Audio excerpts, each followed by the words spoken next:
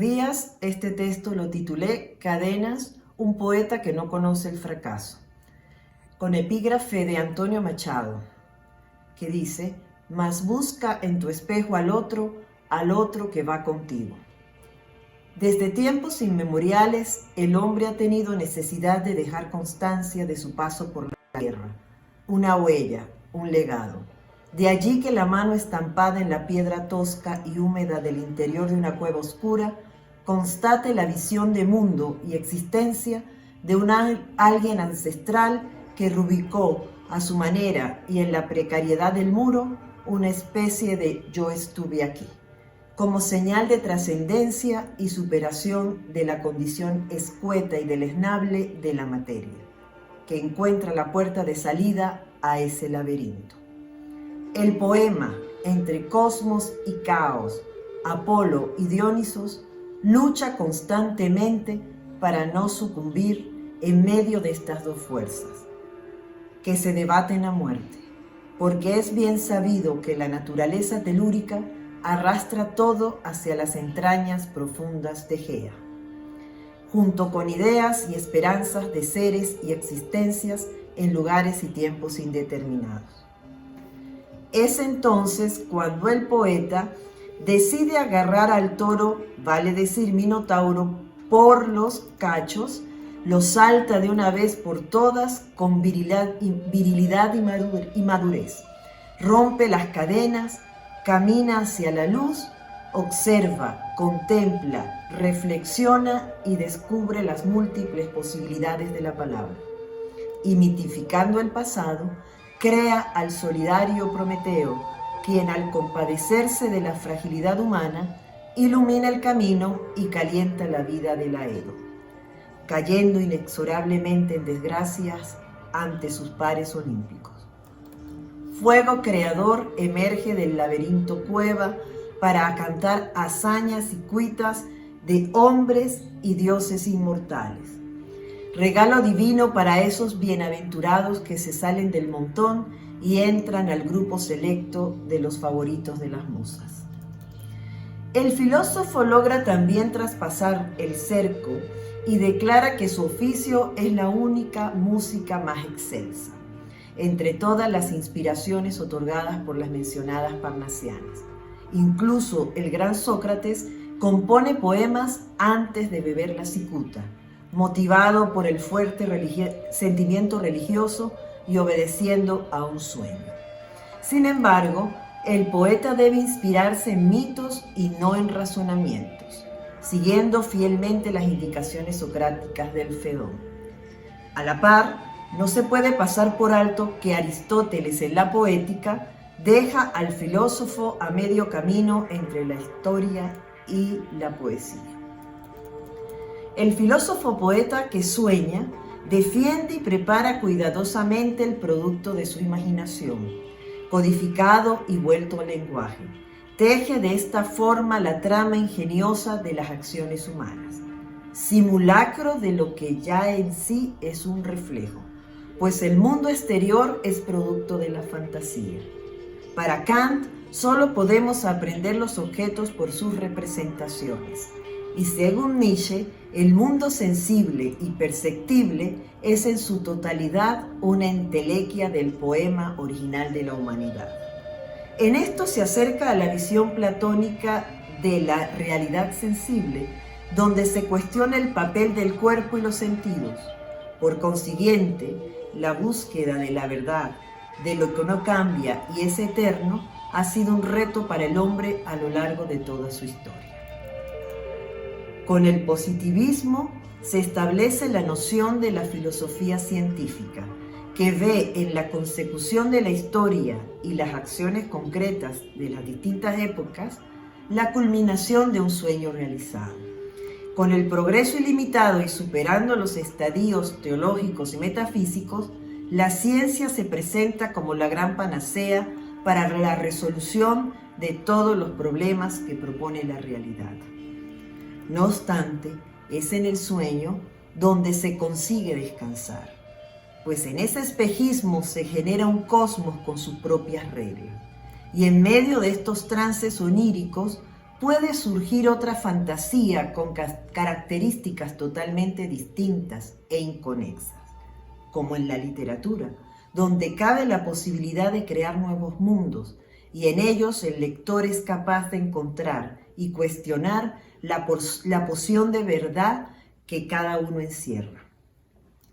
Por tanto, el proceso de la reescritura se hace infinito, ya que los relatos pueden relacionarse con diferentes cuerpos que almacenan una esencia inmutable e inmortal, o el alma de la historia, que se repite constantemente en las narraciones o sueños circulares, citando al cuento de Borges.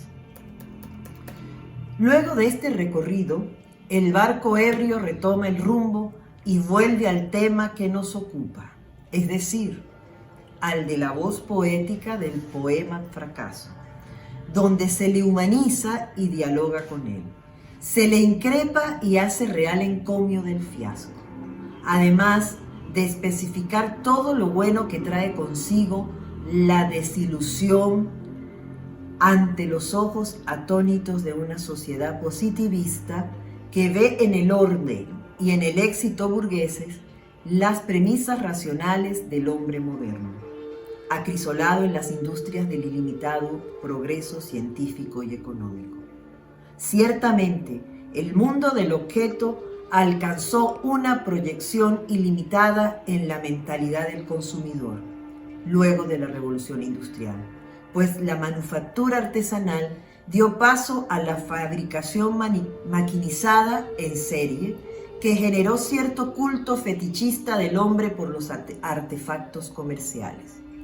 Un ritual modernizador que transformó los utensilios de uso cotidiano en obras de arte y que aprovechado por los artistas vanguardistas sirvió para criticar el afán coleccionista y lucrativo de las grandes instituciones museísticas occidentales, produciéndose así el advenimiento de nuevas concepciones estéticas y creacionales que, emparentadas con la autotelia kantiana, demolieron reglas académicas y proyectaron el ente artístico más allá del tiempo y lugar de origen.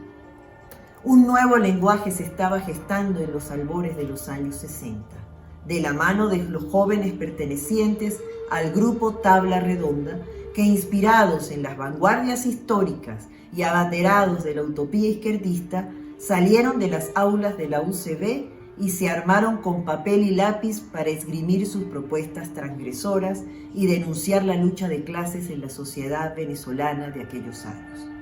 Representantes de la década prodigiosa, como la bautizó la curadora Federica Palomero en 1995.